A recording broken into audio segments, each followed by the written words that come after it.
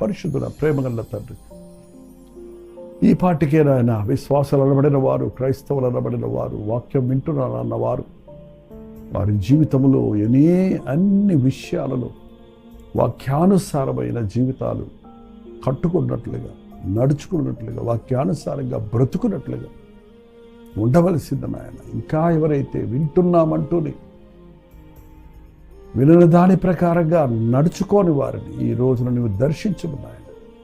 నీ మాటలు విని దాని ప్రకారంగా చేయువాడు బుద్ధిమంతుడని, నీ మాటలు విని దాని ప్రకారంగా చేయని వాడు బుద్ధిహీనుడని నీవే స్పష్టంగా చెప్పిన మాట మేము గుర్తు చేసుకొని బుద్ధిహీనులుగా కాక బుద్ధిమంతులుగా ఉండినట్లు నీ వాక్యాన్ని ధ్యానించి వాక్యానుసారంగా జీవించి 30 60 100 ఫలించు వారిగా, వరద వచ్చినా, వాన వచ్చినా, తుఫాను వచ్చినా, శోధన వచ్చినా, శ్రమ వచ్చినా, వేదన వచ్చినా కదలని వారిగా క్రీస్తు సాక్షులుగా బ్రతుకుటకు మా ఒక్కొక్కరికి నీ సహాయం చేయు.